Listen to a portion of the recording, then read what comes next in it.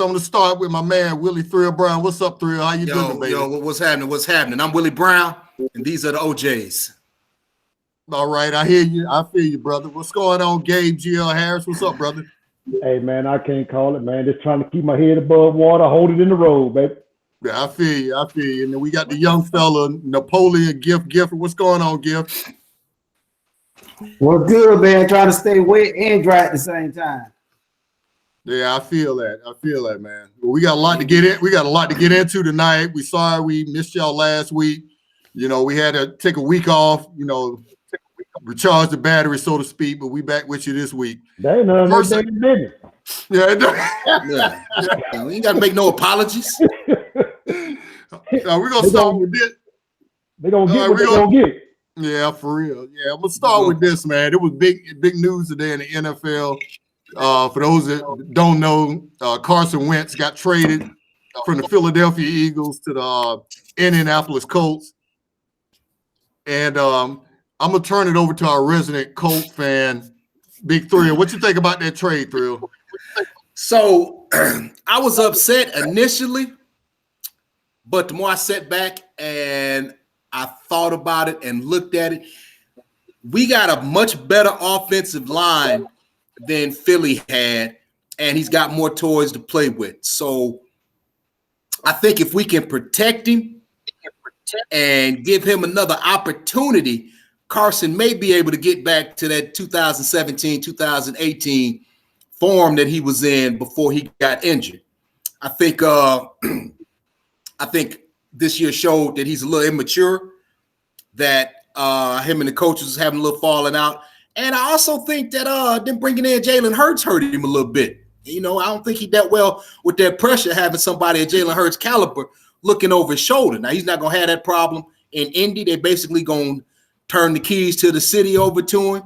And, hey, you know, this going to be a make or break for him. You know, if you can't make it here, then your next stop might be Toronto, baby. You might be one of them Argonauts. Yeah. You know? So, I was skeptical at first, but I don't want to be pessimistic going into the season because, like Gabe said a couple weeks ago, Philip Rivers' sorry ass won us 11 games and got us to the playoffs. We don't need Carson to go out and win no games for us. Just don't go out there turning that ball over. We got a good enough defense. Yeah. We got a good enough defense that's going to keep us in it. Just don't put us in bad situations. What you think, Gabe? I know you over there shaking your head. You got some light-skinned opinion that don't nobody want to hear. Well, first of all, we know off jump you didn't come to that conclusion on your own. I read the comments in the pool. Anthony, I said initially I was not happy. It wasn't until the Pub Patrons came in and started spreading some voice of reason. That's why I got them in there. And I sure want to thank them. I'm happy that they did because I was mad as fish grease, boy. I was mad as fish grease. I was mad as a firecracker, boy. I know immediately you was not buying into that deal. No, sir.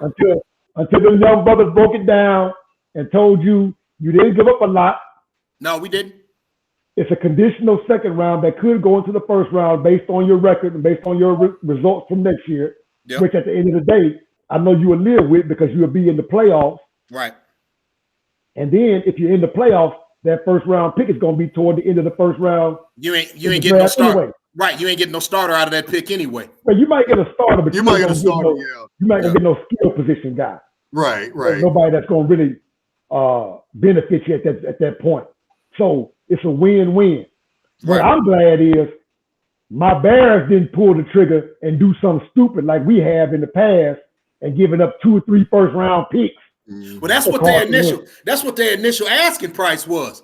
They was asking something ridiculous for him, and thank God Irsay wasn't falling for it. Well, I'm surprised the Bears didn't fall for it. Yeah, because normally we fall for the banana in the tailpipe. So y'all got it, hey, and we good. I'm going. Yeah. I got something to add. Did y'all hear what Thrill said?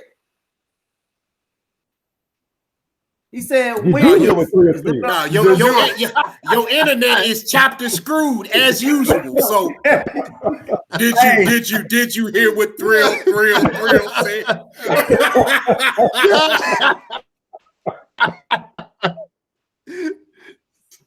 Hey, he said Wentz never had somebody of Jalen Hurts caliber over his shoulder. I just want to give you props for giving Jalen Hurts props. I've always been a Hurts fan. I've always liked Hurts. But I'm surprised you are. But my point is, Thrill, when y'all gonna start getting these quarterbacks out the bargain bin?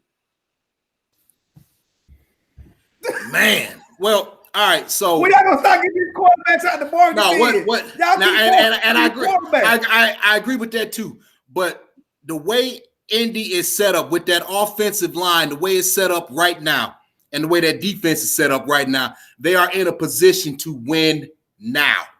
But see what y'all said.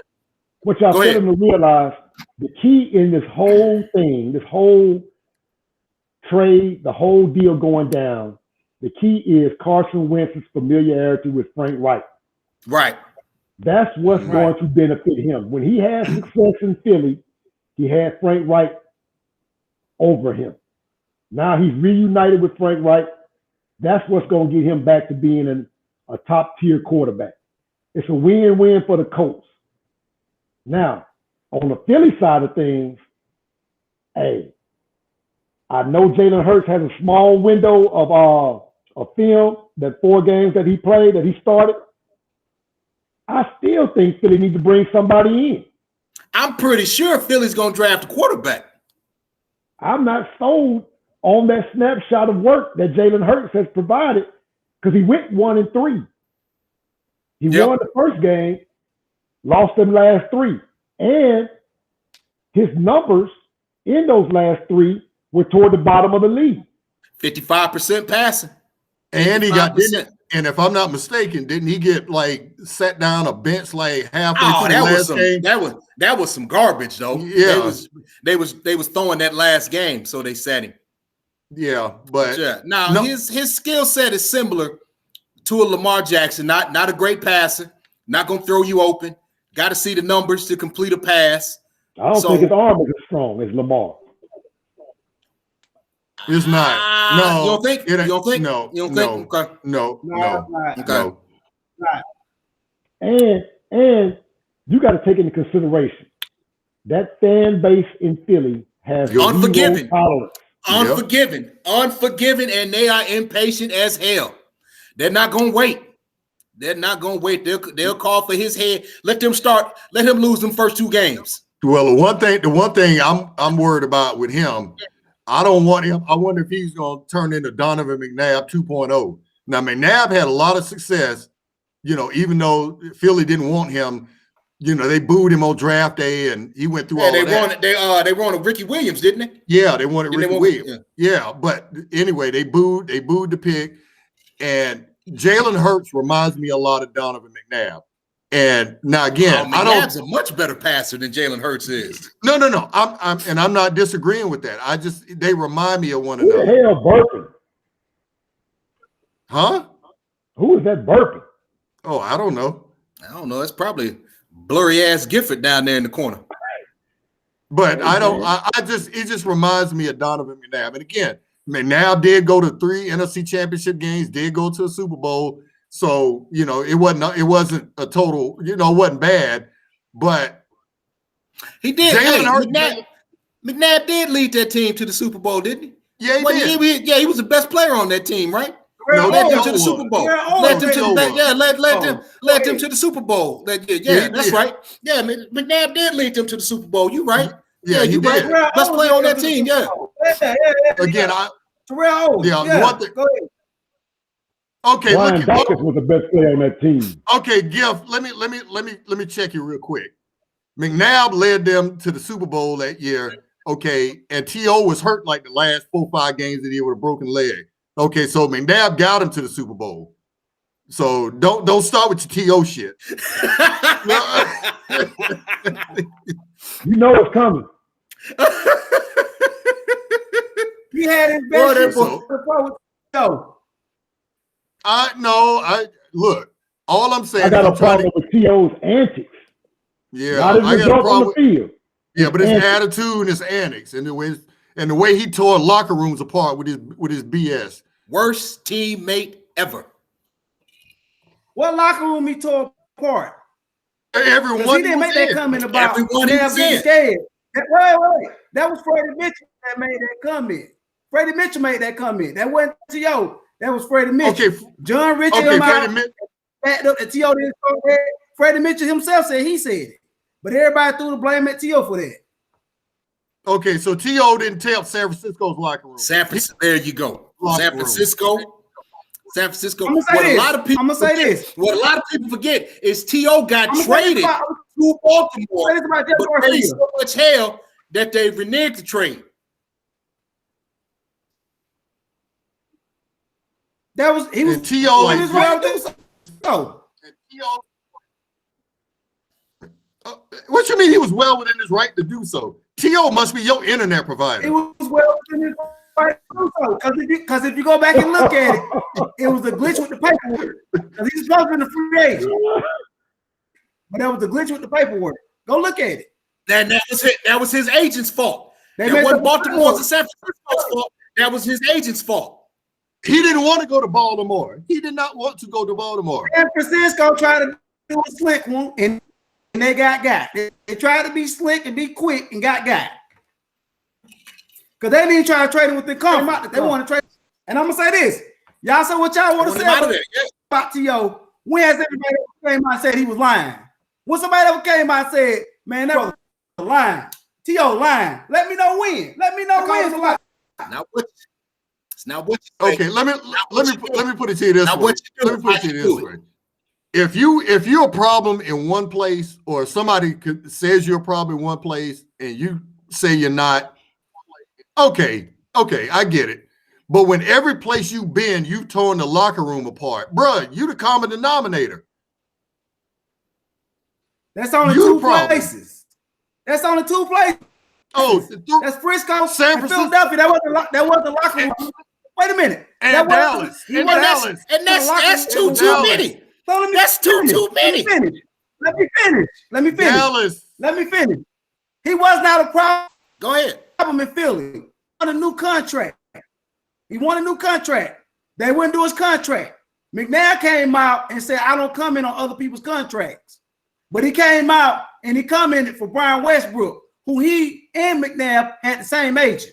So don't come out here contradicting yourself on that. And Dallas, y'all say what y'all want. I'm a Cowboys fan. I remember that year. We was on the road. We went 12-4. We had a bye week. T.O. asked Romo to stay in Dallas so we can work and be ready for next week. Romo took his jughead self to Cancun with Jessica Simpson. And we came out and got murked by the Giants. So you would have stayed in Dallas with T.O. and not went to Cancun with Jessica Simpson? If I got my eyes on the prize, dog, that's going to be there later. I'm trying to win right now. Well, it looked like T.O. It looked like Tony had his eyes on two prizes while they was in Cancun. Whatever he could do in Cancun with Jessica Simpson, he could have done in Arlington, Texas with him. Really? I don't know. You don't need to change the scenery. Don't mean you try to do what you got to do. That's all I'm saying, man. That's all I'm saying. Let me see. Arlington, Texas with T.O. Cancun with Jessica. I don't know, man. That's what he can't sacrifice. He won't sacrifice. Tell me this. Because I'm not a Cowboy fan, but you seem to have everything at your fingertips. What was Tony Romo's stats in that game against the Giants?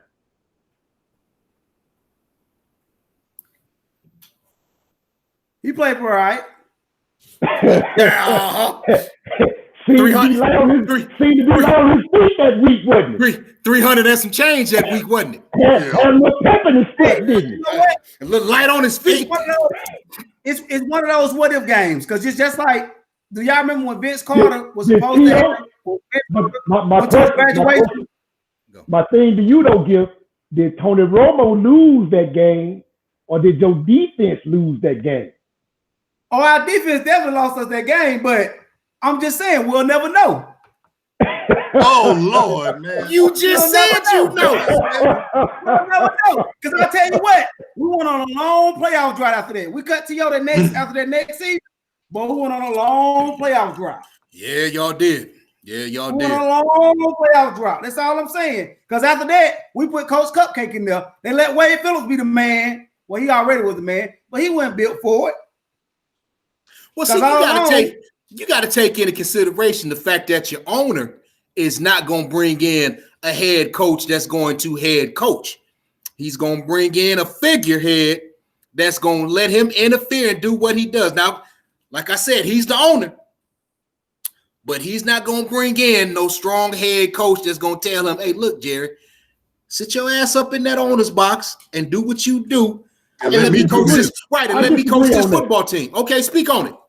I disagree on that because he has brought in, if you look at the history of the Cowboys coaches, Bill Parcells. And Bill left the first chance he got.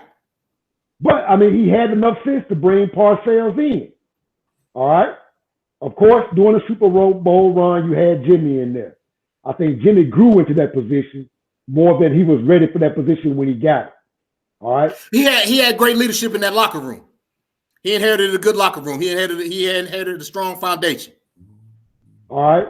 So who else they had a head coach? They had Jason Garrett. Dave Campo. Yeah. Dave Campo. Like Snoop Dogg said, who? No, I'm just telling you. I'm just naming them. I ain't saying Campo was good, but it was Dave Campo at the Jerry Jones. My man's left. I think by the time that Jason Garrett took over, I think he had done his due diligence as a coordinator. I think he was ready for that position. Well, I think you got to remember, they hired him as offense coordinator before they hired Wade Phillips. Well, I mean, Okay. you know what a person's good at. Well, Phillips never still had legs stand on anyway. I'm just saying. Right now, I agree. Now you gotta let your head coaches pick their coordinators. Okay, look, let me just say this. Okay. Wade Phillips is a great coordinator. He's not a head coach. Everybody not built to be a head coach. Yeah, we know that. We know that. Okay. All I'm saying is this. Wait. All I'm saying is this. In life, there are number ones, there are number twos. Okay. Wade Phillips is a number two. He was never a number one. Okay. He might get you 8-8. He might get you 9-7 1 year. Okay, but he ain't gonna do no better than that. He was just too much, a lot of people always say players coach. And that's a great thing when you can be a player's coach, but you can also get the respect, and also and the team feeds off of that. They you have you earn their respect, but they also know this dude ain't BS and he'll get rid of me. Wade Phillips is too much of a good old boy, if you will, too much of a friendly sort, if you will. He was an anti-Parcells for that team. And sometimes when you're a team that hadn't won in a while, you need somebody to come in and change the culture. Wade Phillips is not a culture changer. He never was. He's a great coordinator. I agree. Okay. Wait, let me put this on you quick. Let me put this on you real quick. You know Wade Phillips had a better winning percentage than Jason Garrett as the coach? Did you not know Jason Garrett is the longest senior Cowboy coach behind Tom Landry? Okay, yeah. Jason Garrett wasn't a culture changer. Won nothing the whole time he was there. Okay, so I Jason said about Wade Phillips, but Jason Garrett wasn't much of an improvement to me. Okay, I didn't say he was. I never said he was. All I said is you got men that come in, coaches that come in that are culture changers, and they need a culture change. Garrett wasn't one. Wade Phillips wasn't one. Dave Campbell wasn't one. Okay, Parcells might have been one, but he probably had the wrong group of guys around him. Because remember, Parcells brought in like Keyshawn Johnson. He brought in Drew Bledsoe. He brought in guys that had played for him before, that knew how he operated. Okay, but then at that stage in his career, that message got old and stale. Okay, he was an older coach, and a lot of them guys wasn't trying to hear that. It's got to be the right time and the right place with the right coach. Correct. Just like right now, Mike McCarthy. Mike McCarthy ain't the dude, man. He ain't the dude. I'm waiting for him to get canned right now. I'm waiting to get him. Look at quick spit knowledge today. Goddamn, Goddamn 2 week break got him right. No. Shit. Look at quick. He ain't the dude, man. Let me ask you a question, quick. What's up? You know a lot. You a closet Cowboys fan? No, I hate the Cowboys. You sure?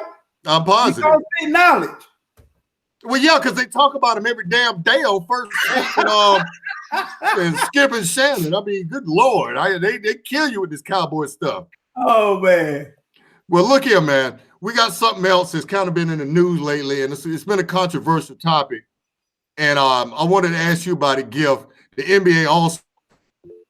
What's your opinion? Do you think that the NBA should go ahead with the All-Star game? Do you think that it's a good idea? Do you think it's a bad? What's up? I really don't think it's a good idea, man. I really believe they should sit out this year and not have the All-Star game. So I read a piece a while back where they was talking about, how the players got to do all the things they got to do as far as testing. And, these dudes, even on their day off, they still have to go to the facility so they can make sure they get tested and make sure they're good. So, man, these dudes got to deal with playing. They got to deal with traveling. Got to be quarantined, got to get tested. I mean, mentally, I know this is kind of draining, and I wish the NBA would have just given these guys a break and maybe made some type of virtual thing where you could do instead of literally having these guys come to Atlanta. They come into Atlanta the day before the game, right? You could bring 4 family members with you, but you got to quarantine for 2 weeks before you come. Then you get there, they got a mini bubble that they're going to put them in, but we don't know what that means. And they literally going to do everything on Sunday. So all the pregame festivities, the 3-point shootout, and the skills challenge going to be before the game. Then the dunk contest is going to be at halftime. Then after that, you get on the private jet, you fly out. Even the mayor of Atlanta, Keisha Lance Bottoms, she done came by and basically telling people, listen, we don't need y'all promoting no parties and nothing like that. All I got to say is you got a pocket full of money and you in Atlanta, you ain't staying in no hotel room, man.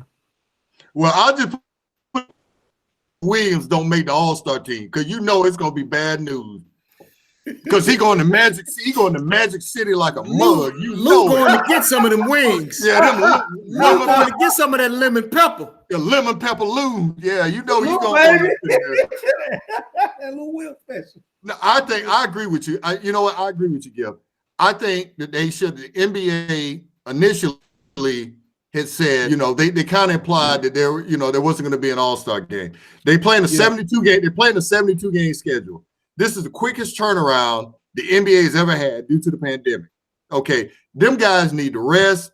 They need to break. They don't want to, and the stars don't want to be there.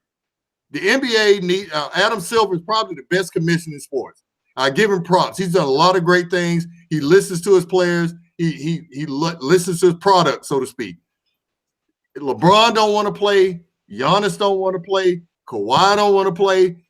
They should have just said, listen, we're going to go to NBA All-Star game this year. We'll still vote you guys in All-Stars. It's kind of like the Pro Bowl. They had Pro Bowl. They had Pro Bowlers, but they didn't play a Pro Bowl game this year. You're an All-Star in recognition only, but we're not going to play the game. And the mess, and then also you're going to have a dunk contest at halftime of the All-Star game and try and do a skills challenge.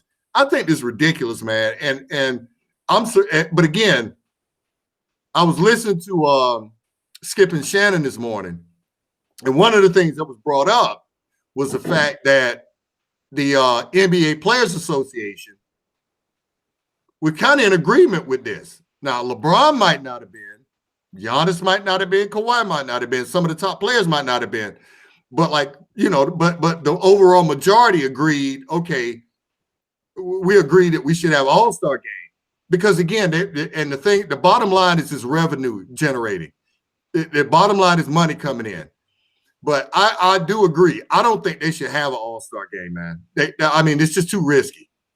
Because you're right. You got young millionaires going to be in ATL. Them dudes going to want to go out, man. They going to go out. And I say this quick, and you're absolutely right. It's all about revenue. And I'm really surprised because the NBA is a players' league. And I'm really surprised that Chris Paul went through with that because just like you said, a lot of the big name stars don't want nothing to do with it. But I understand the give and take of it. You know, because them owners been losing money hand over fist, dog. Hand over fist. And any way that they can try to grab a couple more dollars, I can see them trying to reach for that dollars, because the players didn't take no hits last season.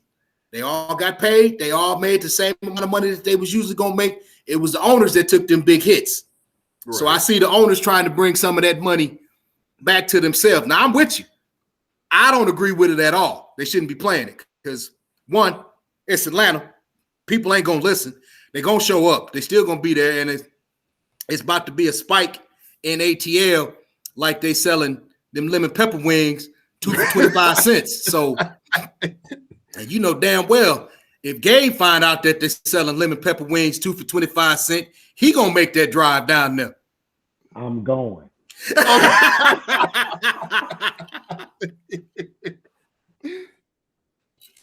What you think, now, Gabe? I'm gonna tell you like this, and you hit it and started to talk on it. All right, them owners done lost enough money. They ain't gonna lose no more. Yeah. Get your 6'8" tail out there and do what I tell you to do. Play basketball. Get from here. Go on now. Get. And we're gonna talk about this a little bit later in the last segment. But yeah. I agree with you. Them owners tired of taking it on the chin, man. They sick of this shit. They sick of this. You know, you dictating these terms. You tell us what you ain't gonna do. You don't want to play. You want shipped out. You want all this stuff. No, you're gonna get out there. You're gonna play this all-star game. Again, I don't agree with it because of you know, again, because of what's going on right now. But them owners, man, they're getting about tired of this. In the words of Chris Rock, I don't agree with it, but I understand. Exactly. But I understand. Yeah, absolutely, man. And again, the only thing I'm surprised about, and the thing that did honestly surprise me, catch me off guard, was it always seems like when LeBron comes out and makes a strong stance for or against something, the NBA tends to kind of lean in his direction. Usually within a day or two, you know, something will happen where they'll backtrack off of something, or they'll go forward with something based on certain things. Remember last year in the bubble when Milwaukee decided not to play at the game against Orlando, and there was kind of a rumbling going on that LeBron was kind of ticked off because he didn't know that Milwaukee was going to boycott a game, and so everything quickly shifted, and it was like everybody kind of followed LeBron. But I'm surprised. And maybe I'm a little naive when it comes to the league, but I'm surprised that the NBA didn't say, you know what, our top stars are saying they don't want to play in this game. They say they'll be there because they have to be because of obligation, due to obligation, and they have a contract. But maybe we should rethink this, and maybe we should just do away with it. But tired of losing money. Yeah. I agree. Yep. Hey, you know something else I noticed too? Anybody heard anything from Chris Paul on this? No, not a word. Not a word. He's the president. No. He gonna sit this one out.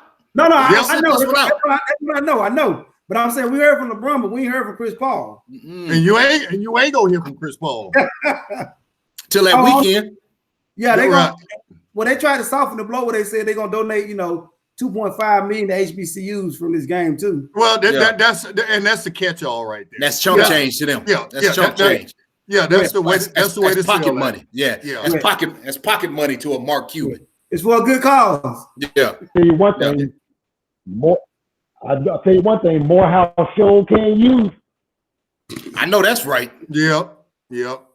I know that's right. They need every dollar they can get. And everything y'all lost. And everything you took in. And everything the Big 12 took in. Yep. Yes, sir. So let me ask you this question. This has been kind of a strange. Who's that popping like ozone? Huh? Y'all hear that noise? I said, who's that popping like ozone? Oh no, I didn't hear. Okay. I just blame everything on Giff. That's what I do. I've been doing that for years. So let me ask you this question. Everybody, that knows us knows that Gabe is a resident basketball coach here on in the pub, and which is good stuff, man. I'm a U coach too. That's good stuff. That's a cool thing. But let me ask you a question, man. What's how do you feel about this season's college basketball season? I know it's been kind of messed up. Games have been canceled. Schedules have been all set. The two of the big dogs in college basketball don't seem to be relevant this year. Duke and Kentucky, and teams like Michigan are standing there ready to take over. So what's up, Gabe? Dog, you act like we didn't just play in the national championship game 2 years ago. I'm not saying, dude. Slow your roll there, Playboy. Slow your roll. Exactly. Slow it down. I'm gonna give you a chance to validate Michigan's place in the validate. Oh, you got to validate, because right now you're sitting at 3rd in the AP poll. All right. Gonzaga is 1st, Baylor is 2nd. Both undefeated. Right now, honestly, I'm telling you, the Big Ten is playing some of the best basketball in the country. They got 4 or 5 in that top 10. 5. With Michigan, Iowa. They got Iowa in there. Ohio State too, right? Ohio State, and Illinois. Illinois. Right. And we got Wisconsin on the outside. So they're playing some great basketball at this time. My question to you all is, with how they're going to do the NCAA Final Four, and with these teams that's normally pretty good, you're missing out on the Dukes. You're missing out on the North Carolinas. Quick mentioned Kentucky not having the season that they normally have. And even some teams like Michigan State and Kansas are down this year. Yeah. My question to you all is, how do you see March Madness kicks off in about 24 days? How do you see this NCAA season winding down, and who do you see coming out? And give me your Final Four picks. Quick, I'm gonna go too quick. I think the out of the top 10 right now, somebody in the top, and again, I'm going chalk on this one. Somebody in the top 10. Every year when we watch the NCAA tournament, there's always a team that you're expecting to be there. It, always comes in and goes to the Final Four most years. But I think the Big Ten could potentially have, depending on how the season goes and how the brackets are, I think the Big Ten could potentially have the Final Four teams. Michigan right now, to me, again, I haven't watched Gonzaga a lot. Michigan right now, to me, is playing probably the best ball. I know they had a long layoff, but to come back from the layoff they had and to beat Wisconsin was impressive. Juwan Howard, I got to give him credit, man. He done a hell of a job at Michigan this year. Juwan been sitting in the wings, and he got that credibility with the players. Juwan coming to your house, Fab Five, been there. 20 years in the league, been there. 16 years on the bench coaching. That's instant credibility when he's sitting in there talking to your grandma, saying, "Send your grandson to me, and I'm gonna get this board ready. I'm gonna put an education on it first." That credibility is not always the key though. Better ask your boy Pat Ewing what's going on over there at Georgetown. Yeah, Georgetown. Boy, man. They Patrick Ewing probably gonna be out of job either this year or next year. Boy, somebody clamored for Pat to get a job, didn't it? Somebody wanted Pat to get a job, boy. I'm pulling for Pat, man. I've been pulling for Pat. I know that's right. You might want to be out there and help coach. I know that's right. Now, I piggyback off what Quick said. If we picking Final Fours, naturally my opinion is biased, but Gabe, me and you was on the phone one day while we was watching the Michigan game, and Michigan got everything you want right now. Michigan playing some good basketball. They got a big they got a big that can work on the block. They got slashes. They got an experienced point guard that graduate transfer we got from the Ivy League is an experienced guard who can score. So if I had to pick a Final Four, I'm gonna go Gonzaga, Baylor, Michigan, and as much as it pains me to say, Ohio State. No, I'm not even Ohio State. Ohio State's going to be a problem. Ohio State's going to be a tough out. But I think Illinois is a little better than Ohio State. I think Illinois gets up and down the court a little better than Ohio State. Yeah, and and Illinois loaded. They loaded too. Yeah, and they're deep. They're deep. Yeah. And hey, I told y'all they was back. I told y'all earlier this year they was back. Yeah, okay, all right. But thank you for that. I told y'all they was back. You're like, thank you for that unsolicited testimony. I think playing all the games in Indiana helps Michigan and Illinois and Ohio State from not having to travel as far, being a little more familiar with the buildings. But man, at the end of the day, man, it's all basketball. The hoop is still 10 feet, and everybody know how to play it. I'm gonna give you a dark horse. Go ahead. Florida State. Yeah. I watched them the other night. I watched them the other night. I'm still not sold on they lack depth. They lack if somebody in that first five, I'm saying that first six gets into foul trouble. They really have nothing coming off the bench that's going to provide. They struggled the other night. I can't remember who they played, but it was a tight game up until the end. They finally pulled away. Yeah, I know what you're talking about. Yeah, but I know they've been having some COVID issues. They had a little layoff going on there, kind of like Michigan did. Yeah. But I just don't understand how we just going to. I know they just suffered a loss. I want to say this week, but Villanova. Anytime Jay Wright puts a team in that tournament, you got to pay attention. I'm gonna tell you who I'm not sold on. Now I'm turning the corner on them, but I'm not sold on that mid-major being able to finish the deal. And as good as Gonzaga looks, because they're starting to get some top 10 recruiting classes to come through there. They got some guys that they wouldn't normally get. I'm still not sold on them being able to finish the job. And I tell you right now, you don't want to play Baylor. Baylor is probably the most physical team. No, and that's just what I was about to say. You gonna get touched. You gonna get touched playing Baylor. Baylor gonna put their hands on you. You gonna get touched playing them. Yeah. Those some big dudes, man. Yeah, you can't come in there and feel intimidated because them boys gonna come through you and they're gonna come see you. Now, I will say what I am glad to see is that they finally exposing that car salesman down in Lexington. You talking about Calipari? That car salesman down in Lexington is getting car salesman down in Lexington is getting exposed. What's up, Giff? What's up, Giff? Nah, man, 3 always had this thing against Coach Cal anyway. But my four, I got Michigan, I got Florida State, I got Illinois, and I got Baylor. That's good. Because I'm gonna say this have y'all noticed something too about this year? A lot of the schools that are like doing really well this year, they ain't traditional one and done schools. Right. They all got them boys them and I said that, yeah. Me and Gabe started talking about that when the one and done started becoming popular. I said it's gonna take a while, but them veteran teams, and you're seeing that now, those veteran teams are gonna be the teams that can make that push late season. Now you'll get a Kentucky that's just flat out talent you.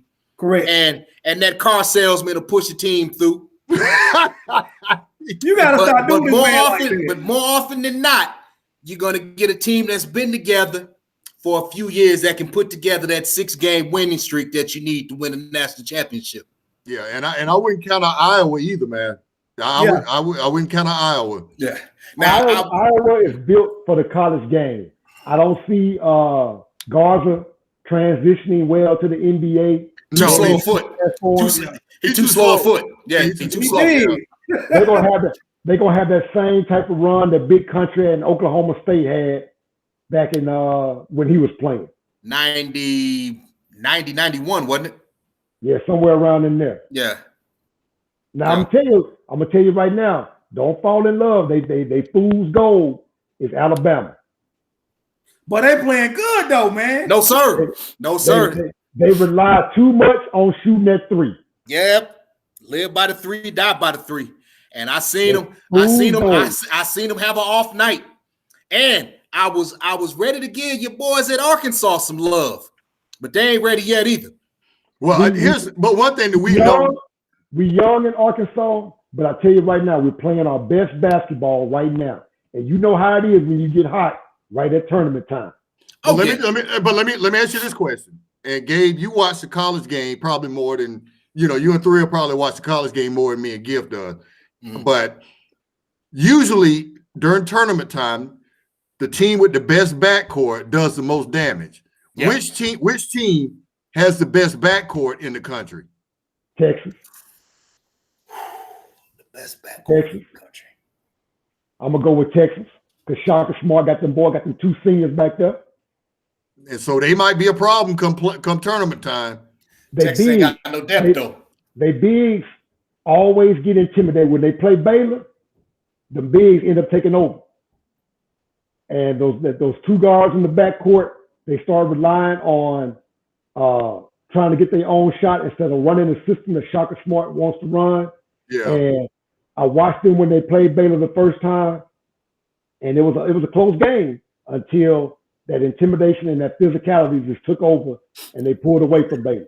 Now I'm glad that they showed some patience with Shaka because I thought they was about to run him up out of there. You know what? I thought they was too. I thought they was run him up out of there. Deservedly so.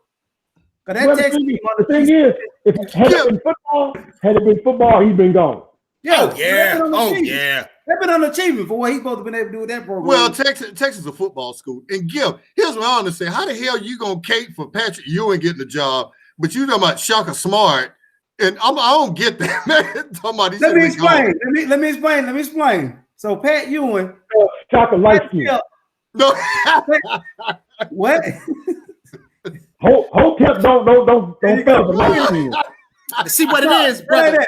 Listen, the dark-skinned brother is not getting the opportunity that he should be getting. Now listen, I'm real. Pat Ewing was assistant forever, man. He's assistant forever. He got passed through for all these jobs. Shaka Smart, I always liked him when he was at VCU, and I thought he going to a big program like Texas, he would make a big impact. But he ain't really done it. Because, Texas got better resources than VCU. You can get better athletes at Texas than you can at VCU. But it just ain't materialized for him. Why not? But see, the thing is, you got to remember, Giff, Texas is not that type of basketball state. It's not that type of basketball school. You're in VCU. You're in the middle of the DMV. You're going to get basketball talent out of DMV. And they hungry. The system that he's running is going to match that talent. In Texas, you're going to get talent, but it's not going to be basketball talent. They're not playing basketball in Texas. You can take any team out of that DMV area high school team and go to Texas and win a state title. But he don't have like 2 first-round picks come out of there.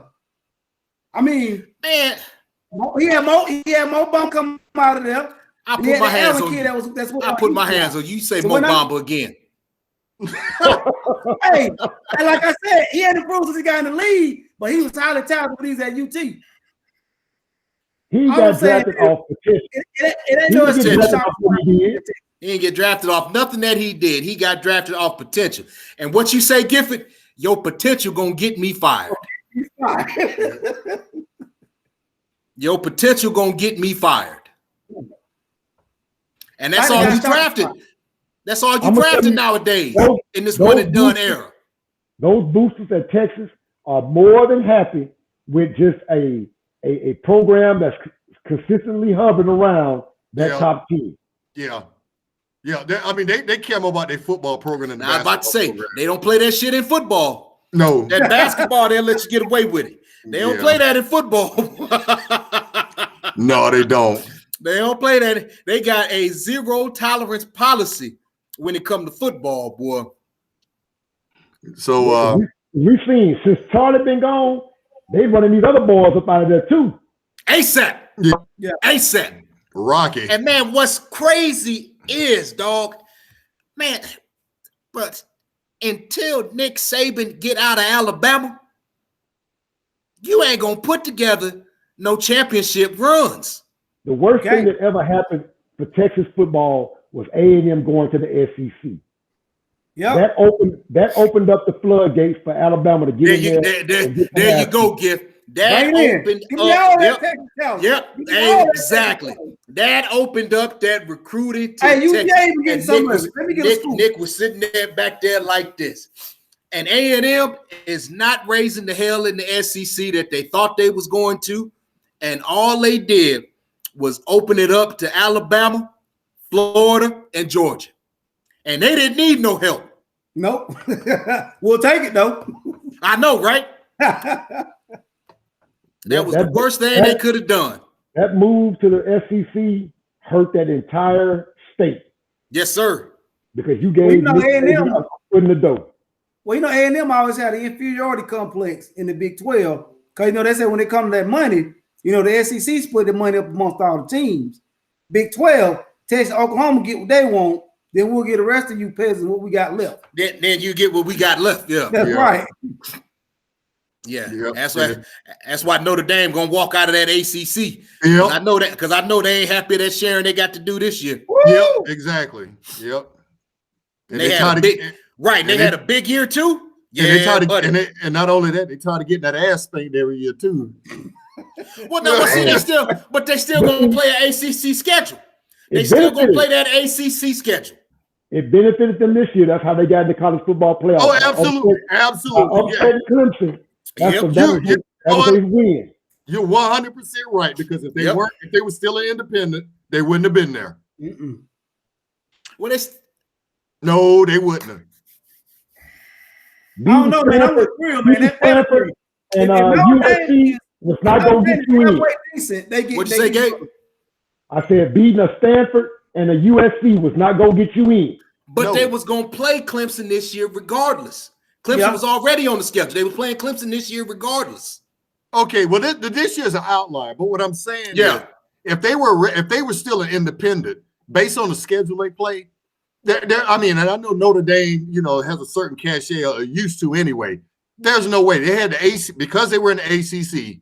I think that's what got them in the playoff. Everybody knew Notre Dame was going to get their ass spanked. Everybody knew it. But everybody came for it. I watched ESPN host after host after host, and they were like trying their damnedest not to laugh when they were talking about Notre Dame being that 4 team in the playoff. But everybody knew they just don't have the horses to compete. No, they don't. They don't with Alabama and Clemson. Remember a couple of years ago, and not many schools do. Remember a couple of years ago, back when Manti Te'o was like dating imaginary women. Remember I gave 21 points that night and still won. And Alabama beat them like they stole something. Yeah. I knew that was going to happen. I knew it was going to happen when they announced that matchup. Yeah. They just don't have, like you said, they can't keep up with the Alabamas. The only reason they beat Clemson was because Trevor Lawrence didn't play. Let's get that out the way right now. When Notre Dame has to play an Alabama type team or a Clemson type team, a top tier team, they're going to have that Michael Spinks versus Tyson type demeanor. Yep. So they are already feel defeated before they even come in on the field because they know they don't have the skill positions to compete. And the problem is, and what I've said about the SEC schools, it's not the starters that's the issue, because for that first quarter, most games are usually good. It's the depth. Yeah. It's the fact that the constant rotation. It's the fact that the Clemson and the Georgias and the Alabamas and everything, you bring it in at that second string, a first rounder in 2 years to replace this first rounder right now. And by that fourth quarter, hey, you've been whooping my ass with 3 dudes for 4 quarters already. I'm tired. Yeah. And then you factor into that speed that you haven't seen. You may have 1 or 2 players on that offense that's as fast as that. But, hey, what we always say, you can't coach speed, and it don't take a playoff. And let me tell you something else, man. A lot of people, and again, I watch, we all watch a lot of ESPN and FS1 and all this stuff. And the one thing I will say, I hate Alabama. I'm a Georgia fan. I'm from Georgia, born and raised. I fucking hate Alabama. I hate them. But one thing I will give Nick Saban credit for, he adapts. And what I mean by he adapts, Alabama used to be nothing but physicality. Yeah. They had the biggest offensive line, biggest defensive line, most physical secondary. They throw the ball all over the yard right now. A field hand running the ball. Yeah. Oh, hey, not just one. Yeah. But what I'm saying is they throw the ball all over the yard now.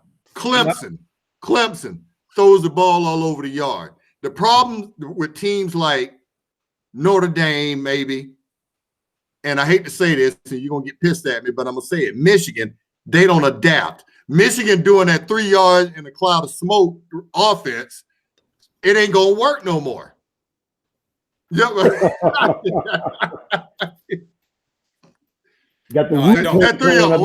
That 3 yards in a cloud of dust don't work no more. It don't work no more, man. It don't. Now, what we don't talk about, and me and Gabe had, the best coach in college football is the wide receivers coach at the University of Alabama. Oh, my goodness, yeah. That fool need to be in the Hall of Fame because Nick didn't put in for what Gabe the past 5 years, then put in a solid first rounder coming in at that wide receiver position. 2 a year, every year in the draft. Yeah. Every year.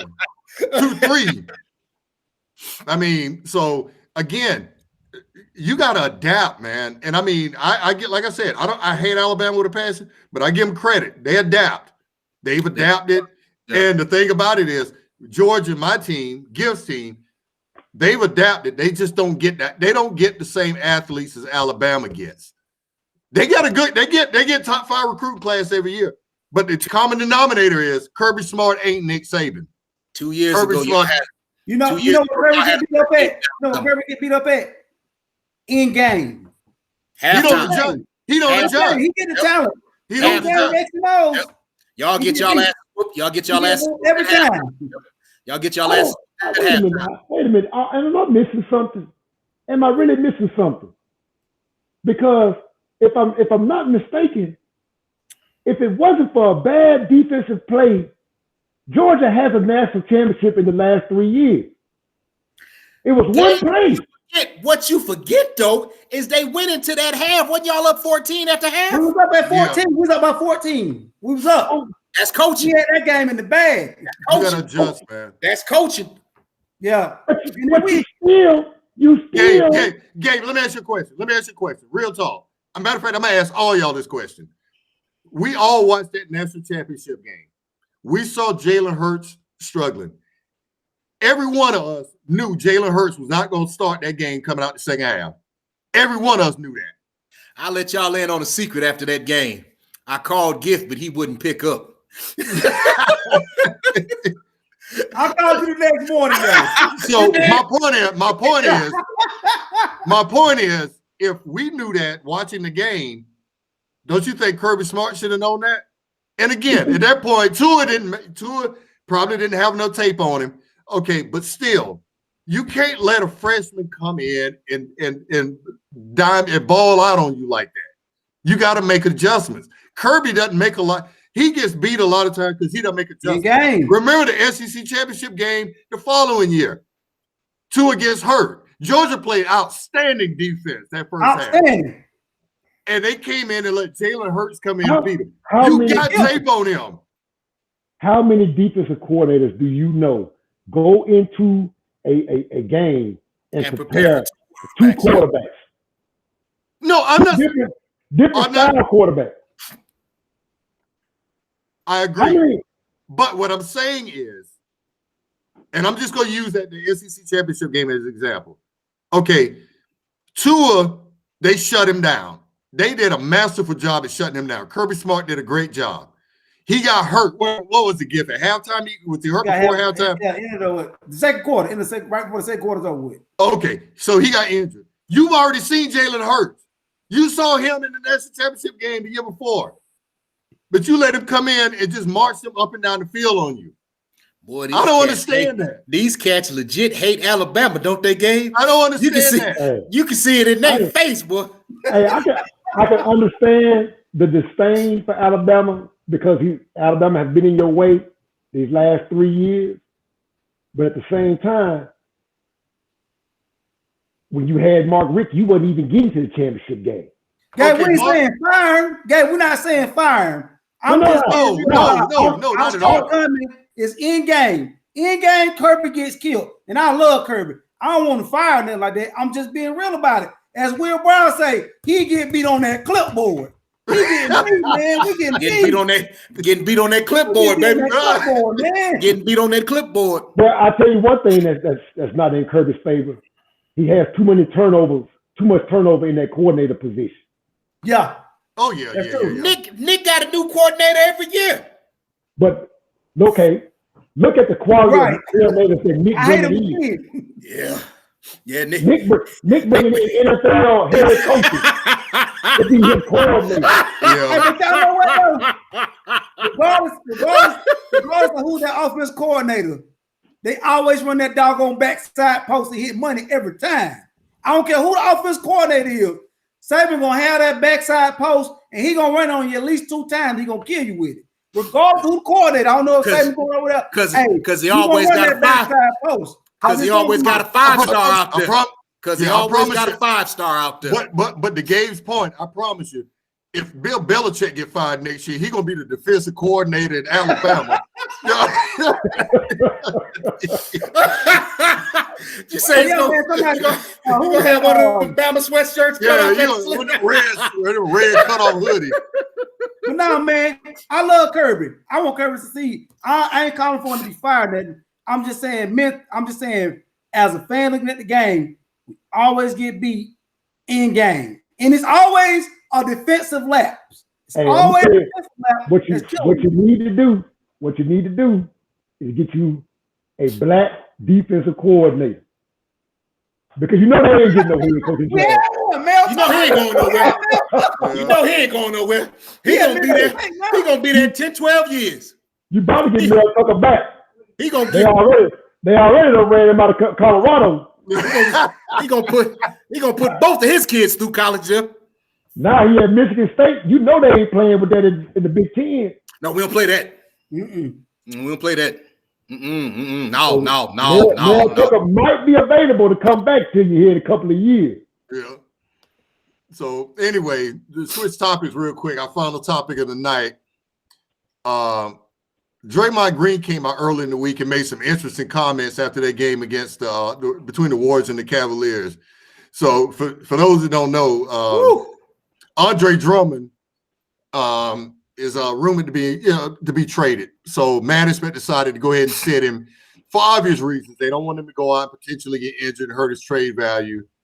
And that's been going on for years. That's nothing new. But Draymond made the case or made the statement that he feels there's a double standard. When a player wants out of a situation that he's not happy in, and he expresses that, then he's a malcontent. He's a cancer, locker room cancer. He's not a good guy.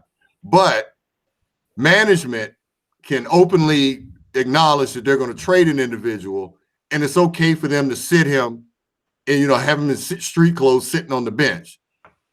Now, there's been a lot of discussion about fans siding with billionaire owners as opposed to millionaire players. And I understand that argument. My question to you fellas is this. Who do you agree with? Do you think there's a double standard? Do you think that the players are being treated unfairly because maybe they want out of a situation? I'll use another example. LeBron in Cleveland the first time. He had a team around him. Good team. They weren't great, but they were a decent team. Okay. And they kept knocking at the door, but they couldn't break through because LeBron felt like he didn't have the pieces around him. When he decided to make the move as a free agent, by the way, to make the move to go to the Miami Heat, fans burned his jersey. Owner came out with a bullshit letter about him, all kinds of crap like that. Now, again, that's a different situation because LeBron was becoming a free agent. But do you think there's a double standard going on? I think there is a double standard. but it's an acceptable double standard. And I'm gonna tell you why. There's a difference between a team trying to protect the player and wanting to trade him, and there's a difference between the player wanting to be traded. I get you want to be traded, but guess what? You on a contract. You got to go out there and play until I can find a team to trade you for. Now, I found a suitable team to trade you for, then yeah, I'll probably sit you out till we hash out the fine details of the deal. But anything in life, there's a double standard. You know what I mean? I mean, we all know that's just how life works. But yeah, I feel like Draymond just crying on this one because like we know why the Cavs said him. Yeah, they don't want this dude to get hurt because he's a trade, because he'll want to trade him. James Harden want to be traded, like I said. Yeah, you want to be traded, but hey, guess what, big dog? We ain't got no suitors right now, so we gotta have you go out here and play. You still cashing out checks. But in the meantime, when we do find a suitor, like we possibly got one for Drummond, we'll sit you. I'll say this, and this is, and Giff know, and I have said this to people that I've supervised and about how I think it's not what you do, it's how you do it. It's not what you say, it's how you say it. Now, James Harden was wrong as two little boys in the sleeping bag, the way he handled his situation about wanting to be traded. But you know how wrong that is.